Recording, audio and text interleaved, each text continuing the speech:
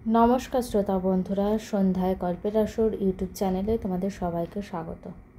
আজকের গল্প অনুভূতি, কলমে ঝুম্পা মণ্ডল। সোফায় কিছুক্ষণ স্তব্ধ হয়ে বসে রইল সীমন্তিনী। আর যে কথাগুলো তার ছেলে জোরে জোরে চিৎকার করে তাকে বলে গেল, সেগুলো শোনার থেকে তার মরে যাওয়াই ভালো ছিল। স্কুলে ক্লাস করাতে করাতে সীমন্তিনীর স্বামী শুভঙ্কর সেরিব্রাল অ্যাটাকে যেদিন মারা যায়, তখন তার ছেলের মাত্র 2.5 বছর বয়স। গরিব বাবা মা অনেক কষ্টে বিয়ে দিয়েছিল চাকরি করে এমন একটা ছেলে থেকে। এদিকে বিধবা শাশুড়ি অসুস্থ, আর কোলে একরত্তি ছেলে। স্বামী মারা যাওয়ার ভীষণ কষ্টের সাথে সাথে ভবিষ্যতের চিন্তায় অস্থির হয়ে পড়েছিল সীমন্তিনী। ছেলের সাথে সে 2.5 বছর বয়স থেকে কি ভীষণ কষ্টে ছেলেকে মানুষ করেছে সে একা হাতে। সেই সময় সৌমিকের সাহায্য না পেলে সেটা কখনোই সম্ভব হতো না। সেদিন থেকে আজ পর্যন্ত দৌড়াদৌড়ি করে স্বামীর স্কুলে ক্লারিক্যাল সেকশনে সীমন্তিনীর চাকরি পাইয়ে দেওয়ার সহযোগিতা করা থেকে শুরু করে তার ছেলের সমস্ত দায়িত্ব পালন করা, সব কিছুই সৌমিক করে গেছে নিজের তাগিদে। শুধু সীমন্তিনীর মুখ থেকে একটা কথা খসার অপেক্ষায়, অথচ কোনো কিছুর বিনিময় নয়। কেন যে সৌমিক কেমন করে অযাচিতভাবে সাহায্য করত তা সীমন্তিনী বুঝতে পারত না, কিন্তু সে জানতো তার জীবনের একমাত্র মুশকিল আসান সৌমিক। অনেক ঝামেলা আর ছোটাছুটির পরে চাকরিটা পেয়ে যেন পায়ের তলার মাটি পেয়ে গিয়েছিল সীমন্তিনী। ভরসা বেড়ে গিয়েছিল সৌমিকের ওপর। মনে হয়েছিল এই সংসারে সৌমিক এমন এক মানুষ যাকে একমাত্র চোখ বন্ধ করে ভরসা করা যায়। সৌমিক শুভঙ্করের পাশের স্কুলে চাকরি করত, একসাথে যাতায়াত করত তারা, সেই সূত্রে আলাপ আর বন্ধুত্ব। সৌমিক আগেও এসেছে তাদের বাড়ি, কিন্তু কোনোদিনও সৌমিকের মধ্যে খারাপ কিছু দেখেনি সীমন্তিনী। সৌমিক বিবাহিত, কিন্তু তার স্ত্রী আর্থারাইটিসের শিকার, ভালোভাবে হাঁটতে পারে না। স্ত্রীর সেবা শুশ্রূষার সমস্ত দায়িত্ব পালন করে সৌমিক। সারাদিন স্কুল করে, স্ত্রীর সেবা করে সন্ধ্যের কিছুটা সময় কাটাতে আসবেই এ বাড়িতে। হয়তো দিনরাত রোগীর সঙ্গে কাটিয়ে এখানে একটু বসে ঝলমলে হওয়ার স্পর্শ পায় সে। সীমন্তিনী অনেক দিন ভেবেছে আসলে কী চায় সে। কোনো না কোনো দিন তো অবশ্যই সব কিছুর পরিবর্তে কিছু না কিছু চাইবে, ভাবলেই মন শক্ত হয়ে যেত তার। কিন্তু দীর্ঘ 21 বছর ধরে সন্ধ্যাবেলায় এসে বসে থেকে এক কাপ চা ছাড়া আর কিছুই চায়নি সৌমিক। বেশি পাওয়া বলতে কখনো কখনো হয়তো চায়ের সাথে টা জুটত, কিন্তু মানুষের মন বোঝা যে বড় তাই। যখন কোনো মানুষ বিনা স্বার্থে অনেক কিছু দেয়, তখন তার প্রতি নিজের অজান্তে এক সহানুভূতি থেকে ভালো লাগা ধীরে ধীরে ভালোবাসায় পরিণত হয় বুঝি। সীমন্তিনীরও তাই হয়েছিল। সৌমিকের ওপরে আস্তে আস্তে দুর্বল হয়ে উঠেছিল সে নিজে। কিন্তু গত 21 বছরে দুজনে কেউই কাউকে সে কথা কখনো প্রকাশ করেনি। প্রকাশ হয়েছিল বোধহয় শুধু তাদের দুজনের চোখের ভালোবাসার জায়গায়, যাতে ভালোবাসার আকুলতার থেকেও ভরসার জায়গা বেশি ছিল। শাশুড়ি মারা যাওয়ার পরে একদিকে সীমন্তিনীর ছেলের দায়িত্ব, আর ওইদিকে সৌমিকের স্ত্রীর দায়িত্ব, দুই দায়িত্বর জালে জড়িয়ে পড়েছিল তাদের সুপ্ত অনুভূতি। সেই সঙ্গে দুজনের মধ্যে তীব্র ছিল আত্মসম্মানবোধ, যার গণ্ডি তারা কখনোই পেরেনি। গতদিন সৌমিক আসতে পারেনি তাদের বাড়ি, গতকাল তার স্ত্রীর মৃত্যু হয়েছে। আজ হঠাৎ সন্ধ্যাবেলায় তাদের বাড়ি এসে সোফায় বসেছিল মাথা নিচু করে। অন্য দিনের তুলনায় বড্ড বেশি চুপচাপ, চাও খেতে দেয়নি আজ। সীমন্তিনীর ছেলে বাজারে গিয়েছিল। সৌমিককে চুপচাপ বসে থাকতে দেখে সীমন্তিনীর খুব ইচ্ছে হলো মানুষটার পাশে গিয়ে কাঁধে একটু হাত রাখে। সীমন্তিনী সৌমিকের কাছে গিয়ে তার কাঁধে হাত রাখতেই আন্তরিকতায় মাথা নিচু করে কেঁদে ফেলে সৌমিক বলে, আমার অনেক দিনের অভ্যেস থেকে মুক্তি হলো আজ, তবুও তো এতদিন ছিল, এখন তো। সীমন্তিনীর চোখে জল চলে এলো। মানুষটা আজ এত বছর ধরে নিজের স্ত্রীর প্রতি ভালোবাসায় এক নাগারে কর্তব্য করে গিয়েও একটা দিনের জন্য বিরক্তি দেখায়নি। আজ অসুস্থ স্ত্রী মারা যাওয়ার পর এইভাবে কান্না দেখে ভীষণ মায়া হলো সীমন্তিনীর। মানুষ এমন নিঃস্বার্থভাবে কিভাবে ভালোবাসতে পারে। পরম আন্তরিকতায় সৌমিকের হাত দুটো নিজের মুঠোয় নিয়ে সান্ত্বনা দিতে যায় সীমন্তিনী। ঠিক এই সময় সীমন্তিনীর ছেলে সীমন্ত দরজা দিয়ে ঘরে ঢোকে। দুজনকে ওই রকম হাত ধরে কাছাকাছি দাঁড়িয়ে থাকা অবস্থায় দেখে এবং জোরে চিৎকার করে ওঠে, মা! চমকে ছিটকে সরে যায় দুজনে। ছেলের চিৎকারে মনের কোথাও মনে হলো তারা কি ভীষণ কোনো অন্যায় করছিলেন। সীমান্ত পরম শ্লেষের সাথে শ্রমিককে বলল, আমি যেন আর আপনাকে এখানে আর কোনোদিনও না দেখি। শ্রমিক মাথা নিচু করে চলে যেতে চায়। সীমন্তিনী দৃঢ়স্বরে শ্রমিককে বলে, দাঁড়ান আপনি। তারপর ছেলের দিকে তাকিয়ে দৃঢ়স্বরে বলেছিল, অনেক বড় হয়ে গেছিস আজ, বড়দের সাথে কিভাবে কথা বলতে হয় তাই ভুলে গেছিস বুঝি, কাকুর কাছে ক্ষমা চাই এক্ষুনি। ছেলেও একইভাবে চড়া স্বরে বলল, বড় বলেই সবাই সম্মান পায় না মা, আর তুমি আমাকে বলছো ক্ষমা চাইতে। সৌমিক অপ্রস্তুতের স্বরে বলল, না না, ওকে ক্ষমা চাইতে হবে না, আমি চলে যাচ্ছি। কিন্তু বাবা, তোমাকে হাত জোর করে একটাই অনুরোধ করবো, মাকে ভুল বোঝো না, অনেক কষ্টে মানুষ করেছে সে, তোমাকে ভুল বোঝো না মাকে। ভীষণ অবজ্ঞা করে সীমন্ত বলে, আমার মাকে আমি কী চোখে দেখব সে বিষয়ে আপনাকে জ্ঞান দিতে হবে না, আপনি আসতে পারেন। ভীষণ অপমানে শ্রমিক মাথা নিচু করে বেরিয়ে যাওয়ার পর সীমন্তিনী ছেলের দিকে তাকিয়ে রুক্ষ স্বরে বলল, বাইরে থেকে দেখে মানুষকে বিচার করতে শিখে গেছিস বুঝি? আজ যেটা দেখলাম সেটা বাইরের দেখা বলছো? দেখো মা, আমি এতদিন কিছুই বলিনি, কিন্তু এটা শুনে রাখো, তোমাদের এই মেলামেশার জন্য আমাকে বাইরে অনেকেই ঠাড়ে ঠোড়ে অনেক কথা বলে, আমি তবু সহ্য করে গেছি। এমনকি কুহুকে সন্ধ্যাবেলা ওই লোকটার জন্য বাড়িতেও আনতে পারিনি কখনো। এখন তো দেখছি সকালবেলাও এসে জুটেছে, কিন্তু আর কতদিন? কয়েকদিন পর হয়তো কুহুর কানে যাবে, বুঝতে পারছো যে হবু শ্বশুর বাড়িতে আমার সম্মান কী থাকবে। সীমন্তিনী স্তম্ভিত হয়ে গেল। তার জন্য ছেলের মান সম্মান নষ্ট হবে? যে সন্তানের মুখের দিকে তাকিয়ে আজ পর্যন্ত সে তার সমস্ত সাথ জলাঞ্জলি দিয়ে তাকে লালন পালন করেছে, আর সেই সন্তান তার এই 50 বছর বয়সে এসে সম্মান রক্ষার কথা বলছে। নির্বাক হয়ে গেল সীমন্তিনী। ধপ করে বসে পড়ল সোফায়। ছেলে আরও বলল, বৌমা হতে চললে এবারে প্লিজ মা এগুলো বন্ধ করো, বলে সীমন্ত বেরিয়ে চলে গেল। স্তম্ভিত সীমন্তিনী দুই হাতে মাথা চেপে বসে রইল কিছুক্ষণ। এ কি তার ছেলে? সেই ছোট ছেলে যে মায়ের মুখে কথা বলতো না, মায়ের চোখে জল দেখতে পারত না। কি করেছিল সে? একটা মানুষকে সহানুভূতি জানানোটাও এত সমস্যা? অনেকক্ষণ চুপ করে বসেছিল সীমন্তিনী। সব কিছু আজ বড্ড প্রকাশ্য, বড্ড ফাঁকা লাগছে যেন। মনের কোথাও এক তীব্র কষ্ট হচ্ছিল তার। শ্রমিকের কথা মনে পড়ছিল বারবার। একটু শান্তি ছাড়া তার কিছু চায়নি মানুষটা, আজও তো সেটাই পেতে এসেছিল এখন। ছেলে এখন বড় হয়েছে, চাকরি করছে, কিন্তু যে মানুষটার জন্য নির্বিঘ্নে নিশ্চিন্তে নিজের পায়ে দাঁড়াতে পেরেছে, তারা সেই মানুষটাকে এইভাবে অপমান করতে ছেলের বাঁধল না? ভালো করে না বুঝে শুনে তাকে শ্রমিককে এইভাবে অপমানজনক কথাগুলো বলতে পারল তার ছেলে? দুপুর পেরিয়ে বিকেল হতে চলল। ছেলে বাড়ি এলো না। সীমন্তিনী নিজেরও কিছু রান্না করে খেতে ইচ্ছা করলো না। বাজারে ব্যাগ যেমন ছেলে রেখেছিল তেমনই পড়ে আছে। ব্যাগ থেকে বাজারগুলো বের করতে করতে ছেলের জন্য ভীষণ মন খারাপ করছিল সীমন্তিনী। রাগ করে না, খেয়ে কোথায় কি বসে আছে কে জানে। ফোনটা নিয়ে ছেলের কাছে ফোন করলো। বেজেই যাচ্ছে, ধরলো না কেউ। সীমন্তিনী বুকটা ভয়ে কেঁপে উঠল যেন। মিনিট কয়েক পর আবার করলো ফোন। ভীষণ চিন্তে হচ্ছে তার। এইবারে দুবার রিং হতেই ফোনের ওপান থেকে বলল, হ্যালো কাকিমা। ওপাশে কুকুর গলা। সীমন্তিনী কি বলল? শুধু জিজ্ঞেস করলো, সীমন্ত আছে, দুপুরে কিছু খেয়েছে? হ্যাঁ কাকিমা, ওকে আমার মা এখানে খাইয়ে দিয়েছে, ও আমাদের এখানেই আছে, আমরা সন্ধেবেলাতে যাচ্ছি, একটু কথা আছে আপনার সাথে। সীমন্তিনী ফোনটা কেটে দিল। ও তাহলে ওই বাড়িতে গেছে, হবু শাশুড়িমা হবু জামাইকে খাইয়েও দিচ্ছে। বাহ, এখন আর তার আর কিসের দরকার? মনের কোথাও যেন একটা সূক্ষ্ম অভিমান হচ্ছে। একটা দীর্ঘশ্বাস ফেলল সীমন্তিনী।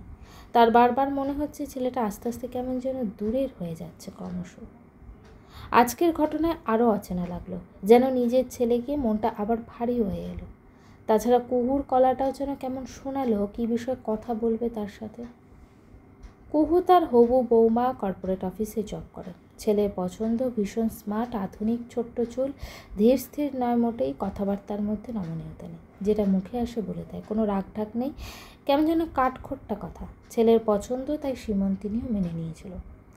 মেয়েটার সাথে আজ কয়েক বছর ধরে প্রেম। একসাথে এক কলেজে পড়তো দুজনেই, বিয়েও ঠিকঠাক। আসলে বৌমা বলতে যে ছবি সাধারণত চোখে ভেসে আসে, লক্ষ্মীর মুখশ্রী, হাঁটু পর্যন্ত চুল, শান্ত লাজুক নম্র, এসব কোনোটাই কুহুর সাথে মেলে না। মেয়েটা প্রায়ই আসে এই বাড়ি, এমন ভাব করে যে নিজের বাড়ি। না, এ যুগের ছেলে মেয়েদের লজ্জা শরম একটু কমই বটে। সীমন্তিনী ভাবে তার বিয়ের 1 মাস পরেও তো ভালোভাবে কথা বলতেই পারতো না শাশুড়ির সাথে।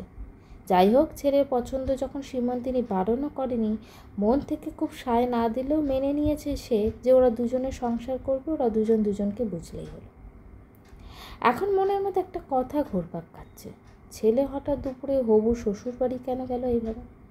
নিশ্চয়ই জিজ্ঞেস করেছে কুহু। হয়তো কুহুকে ছেলে তার নিজের চোখে দেখা ভীষণ আপত্তিকর দৃষ্টিকটুর কথা জানিয়েছে, তাই হয়তো কুহু আজ হঠাৎ সন্ধ্যাবেলায় এসে কথা বলবে। একটা দীর্ঘশ্বাস ফেলে ভাবল সীমন্তিনী, আজ হয়তো হবু বৌমার কাছেও ছেলের মতো অনেক খারাপ কথা শুনতে হবে তাকে। ভীষণ অপমানে মাটিতে মিশে যেতে ইচ্ছা করছিল তার। ও ভেবেছিল ছেলে অন্তত বুঝবে তাকে। ছেলেটা বড় হবার সঙ্গে সঙ্গে কেমন যেন হয়ে গেছে, যেন ছোঁয়া যায় না তার সেই ছোট্ট সীমন্তকে। এবারে কি নিয়ে বাঁচবে সে? 2 দিন পরে তো ছেলে চাকরির জন্য মুম্বাইও চলে যাবে, 2 দিন পরে বউকেও নিয়ে যাবে হয়তো। ওদের সাথে গিয়ে ওদের ফ্ল্যাটে ঝামেলা করে লাভ নেই, তাই ঠিক করেছিল সীমন্তিনী। শ্রমিককে বলেছিল একটা ভালো ওল্ড এজ হোমের ঠিকানা জোগাড় করতে, ওখানে শেষ জীবনটুকু কাটিয়ে দেবে। আজ মনে হচ্ছে ঠিকই ভেবেছিল সে, কিচ্ছু ভুল ভাবেনি। ভীষণ কষ্টে একজন মানুষের কথাই মনে এলো তার। ফোন করলো সীমন্তিনী। মনে হলো শ্রমিক তার ফোনের অপেক্ষাতেই ছিল। শ্রমিকের সাথে কথা বলতে বলতে কেঁদে ফেলল সীমন্তিনী। এই একমাত্র মানুষ যার কাছে নিজের কষ্টের কথা বলতে দ্বিধাবোধ করে না সে। কখন কিভাবে যে শ্রমিকের প্রতি এত আপন অনুভূতি হয়েছে তার সীমন্তী জানে না। সীমন্তিনী বলল, আপনি আজই ওই বৃদ্ধাশ্রমের সাথে কথা বলুন, আমি শেষ বয়সটুকু ওখানেই থাকতে চাই। আমার জন্য ছেলে বৌমার সম্মানহানি হয় এটা চাই। শ্রমিক তাকে অনেকবার করে বোঝালো এখন এসব চিন্তা না করতে, ছেলের কথা অযথা কষ্ট না পায়। ছেলের অপমানে তার কষ্টের থেকে ভয় হচ্ছিল বেশি সীমন্তিনীর জন্য। ছেলে আজ ভুল বলেছে, কিন্তু নিশ্চয়ই ছেলে হবু বৌমা বুঝবে একদিন যে তাদের সম্পর্ক নিয়ে ছেলের লজ্জা পাওয়ার মতো কিছু নেই। সৌমিকের সাথে কথা বলে সীমন্তিনীর মনটা একটু শান্ত হলো যেন। 2 ঘন্টা পর কুহু এলো। পিছনে সীমন্ত ঢুকলো, দুজনেই চুপচাপ। এই অস্বস্তিকর পরিবেশ থেকে বের হওয়ার জন্য সীমন্তিনী রান্নাঘরে চা করতে যেতে চাইলে কুহু তাকে বারণ করে তাকে হাত ধরে সন্ধ্যায় সোফা এনে টেনে বসালো। তারপর সীমন্তিনীর দিকে তাকিয়ে বলল, কাকিমা, সীমন্ত আমাকে সব কিছু না বললেও আমি কিন্তু আমাদের পুরো ব্যাপারটাই আপনাদের পুরো ব্যাপারটাই আজ করতে পারি। সীমন্তিনী ভুরু কুঁচকে কুহুর দিকে তাকালো। তারপর একটা দীর্ঘশ্বাস ফেলে গভীর স্বরে বলল, তুমিও আমাকে কি বলবে বলে নাও? কুহু বলে, হ্যাঁ, সেটা বলবো বলেই তো আজ এসেছি। কুহুর সাহস দেখে অবাক হয় সীমন্তিনী। মনের দিক থেকে নিজেকে শক্ত করে দৃঢ়ভাবে বলল, উনি আর এখানে আসবেন না, নিশ্চিন্তে থাকো তোমরা। আর আমার জন্য অন্তত কারোর কাছে কথা শুনতে হবে না তোমাদের। সীমন্ত গম্ভীরভাবে অন্যদিকে মুখ করে রইল। কুহু অবাক হয়ে বলল, কেন আসবেন না উনি? তাহলে তো আমাকেও আসা বন্ধ করতে হয়। কুহুর কথা শুনে সীমন্তিনী অবাক হয়ে গেল। সীমন্ত হতবাক হয়ে জিজ্ঞেস করল, কী বলছিস তুই বোকার মতো? বোকার মতো? সারা দুপুর ধরে তোর প্যাঁচার মতো মুখ দেখেই বুঝেছি আমি। তাছাড়া তুই যে সন্ধ্যাবেলা এ বাড়িতে আমাকে কেন আনতে চাইতিস না, প্রথম না বুঝলেও পরে তোর কথাবার্তা শুনে বুঝেছি। তুই পরিষ্কার করে বলতে না চাইলেও বুঝেছি, কিছু মনে করিস না একটা কথা বলি, আমার না তোকে পাক্কা একজন স্বার্থপর মানুষ মনে হয়। বিরক্ত স্বরে জবাব দিল কুহু। সীমান্ত ভুরু কুঁচকে ভীষণ অবাক হয়ে বলল, আমি স্বার্থপর? একেবারে হালকা এসে কুহু বলল, ও মা স্বার্থপর নয় বুঝি? মা স্বার্থপর? ভাবতো দিনের পর দিন তুই আমার সাথে ঘন্টার পর ঘন্টা যখন সময় কাটাস, তখন মনে হয় না বাইরের লোক কী বলবে? ভীষণ বিরক্ত হয়ে সীমন্ত বলল, আমাদের বয়সের পার্থক্য আর ওনাদের বয়সের পার্থক্য? বন্ধুত্বের আবার বয়স কিসের? আমাদের থেকে ওনাদের সম্পর্ক বরং অনেক নিঃস্বার্থ, অনেক উঁচুতে রে। তুই নিজেই কতবার বলেছিস যে তোকে তোর মা সারা জীবন ভীষণ কষ্ট করে মানুষ করেছে, নিজের শখ আহ্লাদ বিসর্জন দিয়েছে, কাকু সবসময় সাহায্য করেছেন। আসলে এখন তুই বড় হয়েছিস, চাকরি করছিস, এখন লোকের কথা পাত্তা দিচ্ছিস। আসলে তুই নিজের অজান্তেই না অত্যন্ত মিন মাইন্ডেড, নিজেই মেনে নিতে পারছিস না, নিজের মাকে কোনোভাবে শেয়ার করতে চাস না, তাই লোকের দোহাই দিচ্ছিস। আর হ্যাঁ, 2 দিন পরেই তো ট্রান্সফার নিয়ে নিজের লাইফ সেটেল করতে মুম্বাই উড়ে যাবি। তুই তো আমার কথাও ভাবিস নি। সে ঠিক আছে, আমার কথা ছাড়, কিন্তু কাকিমার কথা ভেবেছিস একবারও? তুই চলে যাওয়ার পর একা একা তিনি কীভাবে দিন কাটাবেন? তিনি যদি জীবনে কাউকে তেমন বন্ধু হিসাবে পান তাতে তোর আপত্তি কিসে? এক নাগারে কথাগুলো বলে থামল কুহু। সীমন্তিনী কুহুর দিকে হতভম্ব হয়ে তাকিয়ে ভাবল, তার চাপা কষ্টগুলো এই ছোট্ট মেয়েটি কীভাবে বুঝলো। সীমন্ত এবারে গোজ হয়ে স্বীকার করে বলে, হ্যাঁ এটাই সত্যি। এইভাবে আমি আমার মাকে কারোর সাথে শেয়ার করতে পারবো না, কিছুতেই না। ও, তাহলে তো ল্যাটা চুকেই গেল। কাকিমা, আপনি এত কষ্ট করে একা একা সব দিক সামলে ছেলে মানুষ করেছেন, এখন কেন নিজের ছেলেকে আমার সাথে শেয়ার করছেন? সীমন্তিনী এবারে মন খারাপের সঙ্গে বলল, তোরা দুজনে এবার থাম তো। কুহু, তুমি ওকে আর কিছু বলো না। আমার জন্য দুজনে নিজেদের মধ্যে ঝামেলা করো না তো। সীমন্তিনীর দিকে তাকিয়ে কোমরে হাত দিয়ে কুহু বলে, আপনি কি ভাবছেন আপনার জন্য করছি ঝামেলা? মোটেই নয় কাকিমা, নিজের জন্য করছি। এই স্বার্থপর মানুষটার সাথে সারা জীবন আমার ঘর করতে হবে, তাই ওকে এত বোঝাচ্ছি। আমার তাই এটা। তারপর আবার সীমন্তর দিকে ফিরে বলল, কিরে বল, তোর মা কেন তার ভীষণ ভালোবাসার জন্য তার ছেলেকে আমার সাথে শেয়ার করছেন বলতে পারিস? কারণ তিনি চান শেয়ার করলে তুইও যদি সুখে থাকিস, তাহলে তুই কেন পারছিস না? সারা জীবন শুধু নিজের চাওয়া নিজের সুখ নিয়ে থাকবি, আর তোর মায়ের কোনো নিজস্ব চাওয়া পাওয়া থাকতে পারে না, ভালো লাগা থাকতে পারে না। সীমান্ত মাথাটা দুই হাতে ধরে চুপ করে সোফায় বসে রইল কিছুক্ষণ। ছেলেকে এইভাবে বসে থাকতে দেখে সীমন্তিনীর মনটা খারাপ হয়ে গেল। ছেলের কাছে গিয়ে মাথায় হাত বুলিয়ে স্নেহের স্বরে বলল, অত ভাবতে হবে না বাবু আমার জন্য। ওই পাগলিটার কথা তো কান দিতে হবে না। তবে হ্যাঁ, মুম্বাই সেটেল করে তাড়াতাড়ি কুহু মাকে এসে নিয়ে যাস। ওকে তোর পাশে সবসময় থাকা খুব দরকার। সকালের রুট ব্যবহারে সীমন্ত একটু লজ্জিত ছিল বটে। মায়ের সামনে কখনো সে ওইভাবে কথা বলেনি, কিন্তু নিজের ভুলটা স্বীকার করতে তার আত্মমর্যাদায় লাগছিল। এখন কুহুর প্রশ্নের মুখের পরে মনটা তার আত্মগ্লানিতে ভরে গিয়ে তার চোখে জল চলে এলো। কুহুর কথাগুলো সীমন্তর মাথা ঘুরছিল। সীমন্ত ছেলে হয়ে এমন তোটা কখনো ভাবেনি।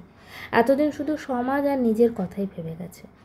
মায়ের কথা কুহুর মতো করে কখনো ভাবেনি। সত্যিই তো, কুহু তো কখনো তার মায়ের সম্পর্ক নিয়ে একদিনের জন্য অস্বস্তি প্রকাশ করেনি এত বছরে। সত্যিই তো, কুহু ঠিকই বলেছে, তার মায়েরও তো একটা নিজস্ব জীবন আছে। সেই জীবনে একজন ভালো বন্ধু থাকতেই পারে। এবারে মায়ের কোমর জড়িয়ে ধরে কেঁদে ফেলল সীমন্ত। আমাকে ক্ষমা করো মা, আমি ভুল করেছি, অনেক বাজে কথা বলে ফেলেছি তোমাকে। কাকুকে তুমি এক্ষুনি কাকুকে ডাকো, আমি ক্ষমা চাইব। কুহু হেসে বলে, ইস, ছেলের সদ্বুদ্ধি হলো আর দিনে। শোন, তোর এই হেরে মাথায় সব কিছু ঢোকে না তা আমি জানি, তবে এখন থেকে সব কিছু শেয়ার করবে আমার সাথে। তোর এই প্যাঁচার মতো মুখ আমার মোটেই পছন্দ না, বুঝলি? সীমন্তিনী বুক থেকে যেন একটা পাথর সরে গেল। এককাল হেসে কুহুকে ইশারায় ডাকলো। কুহু ভীষণ খুশি হয়ে সীমন্তকে সরসর বলে ঠেলে একটু সরিয়ে সীমন্তিনীকে জড়িয়ে ধরে বলল, আহা, কতদিনের শখ ছিল হবু শাশুড়িকে একটু বুকে জড়িয়ে ধরবো, আজ পূর্ণ হলো সেই ইচ্ছেটা। সীমন্তিনী প্রসন্ন হাসি দিয়ে বুঝলো, আজকাল স্মার্ট মেয়েরা ভাগ্যিস লক্ষ্মী মেয়ের মতোগুলো বেশি লাজুক চাপা নয়, মনে যা আসে বলে বুঝিয়ে দিতে একটুও পিছপা হয় না। এই মেয়ে শাশুড়ি না, আজ থেকে আমাকে মামনি বলে ডাকবি কেমন? বলে এতদিন পর কুহুকে পরম আদরে জড়িয়ে ধরল সীমন্তিনী। গল্পটি কেমন লাগলো অবশ্যই আমাকে কমেন্ট করে জানিও। আর আমার চ্যানেলে গল্পগুলো যদি তোমাদের ভালো লেগে থাকে, চ্যানেলটিকে সাবস্ক্রাইব করে পাশে থেকো।